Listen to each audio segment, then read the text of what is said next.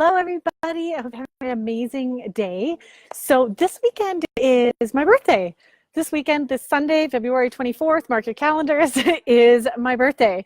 And there was a time not so long ago, just a few years ago, where I, like everyone else in this world, associated my birthday with cake, with sugar, with having to have all of these sweets and all of this, incredible mounds of sugar and food.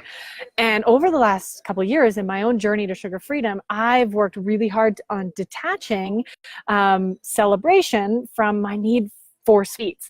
And it's funny because birthday just this weekend, a couple days away, I don't have any plans for sugar. I literally have no desire to have cake or sweets, anything. And I'm really, really amazed and proud of that because, like I said, not long ago, I couldn't imagine my birthday even feeling special or being celebrated without those things. So it is possible. And what I have planned is actually, it's going to be the last weekend here where I am on Lake Atitlan in Guatemala. So we're going to kind of plan a goodbye party / birthday party. And we have this big, beautiful lawn in next to the house where we're staying. So I've just invited everybody over in the afternoon. We're going to play some yard games, probably some soccer, just run around. There's lots of kids. There's other people that live on the property and they're all coming. And it's going to be just a really fun community event where I'm going to gather with people here that I've grown close to and that I love. And we're going to play some games and then we're going to have a bonfire and have a potluck. So I've asked everybody to bring some healthy food to share. And yes, there'll be wine.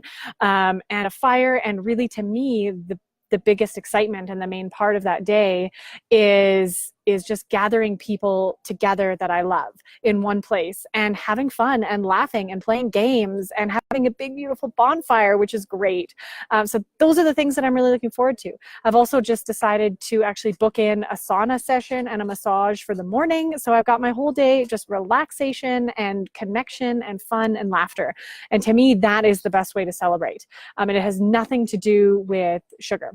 Now, that being said, I am still excited to share in food. There's something really powerful in any culture about food bringing us together, right? And connecting through food. So I'm still okay with that being a piece of the night. I've asked, as I said, everyone to bring a little something to share for dinner. And I have no desire to have any dessert or do the whole thing with cake.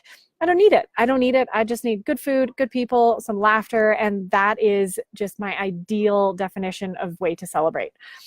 So, I really want everybody to get to this place where we don't need sugar to celebrate, because the sad truth of it is, as soon as we're children, right from the very early ages, we learn that to connect sugar with celebration. When there's a happy celebration, we need to have happy food and get our dopamine hit through sugar. That connection is made really, really early on. And it's carries throughout our whole life. And we need to start snipping that and breaking that, because there's so many reasons to celebrate throughout the year that then it just feeds into our sugar addiction. We're celebrating because it's Friday and we survived the week. We're celebrating, if you work in an office, and I know a lot of my clients and myself can relate to this, right? If you're celebrating anyone's birthday, it seems like every single week there's a birthday and there's cake at the office and there's things to celebrate. There's Christmas and then there's all the holidays, right? So when we can disconnect that, it helps so much with our journey to sugar freedom. So I want to share with you a couple ways that I personally like to celebrate. These are my favorite top 10 ways to celebrate without sugar. So number one is to plan an adventure. Okay, if you're in a place where you can plan, an outing to the next door town with some people you love, maybe you can plan a day hike, an evening at the board games cafe if you have one in your town, or an evening out dancing, depending on what you love to do. There's so many events. Go to an event, go out, make a day of it, have an adventure. I think that is such a beautiful way to celebrate. Another huge thing that I know a lot of people don't do, and I've been guilty of this in the past, but take the day off. I know that's, sometimes it can be difficult to do that, right? Depending on where you work, but it is such a great act of self-love and celebration, in my opinion. Another thing, something else that of course I just mentioned I'm doing, is treating yourself to a massage or a day at the spa or a manicure and pedicure, or something that you don't do often that really makes you feel amazing. I think that's a really beautiful way to celebrate and to replace food with actually pampering yourself, which is wonderful.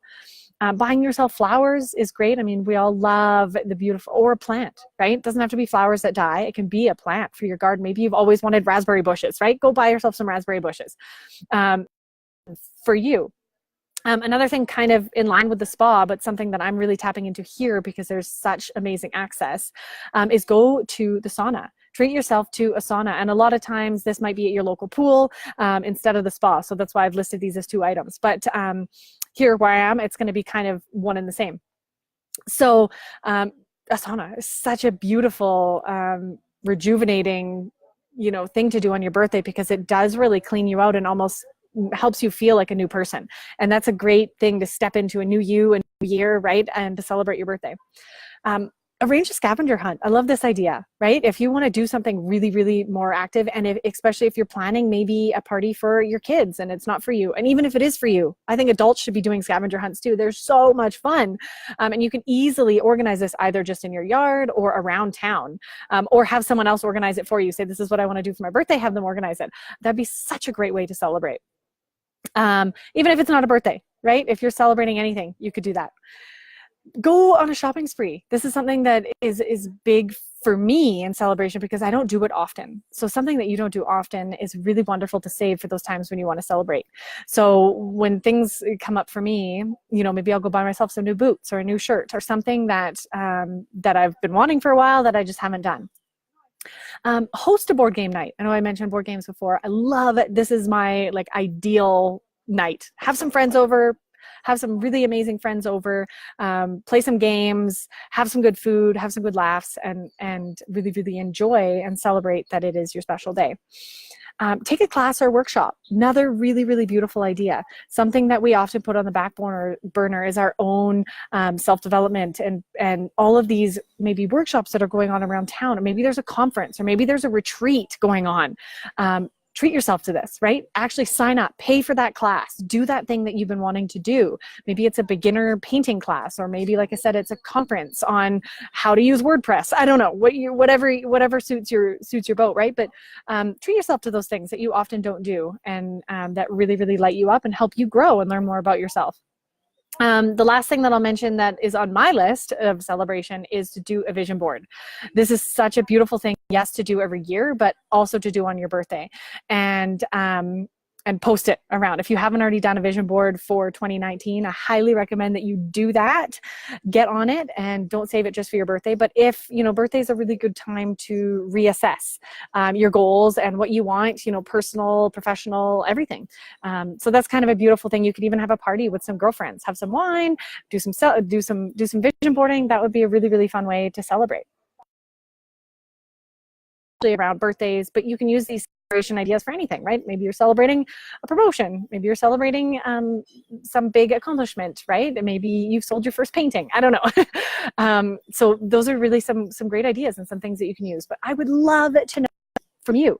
I would love to hear from you what your favorite ways to celebrate without food or sugar are, because there's so many. And I think when we can all share our ideas, we all get to really, really benefit. So post below this video. I would love, love, love to hear your thoughts on your favorite ways to celebrate without food or sugar. Okay. I'm waiting to hear from you.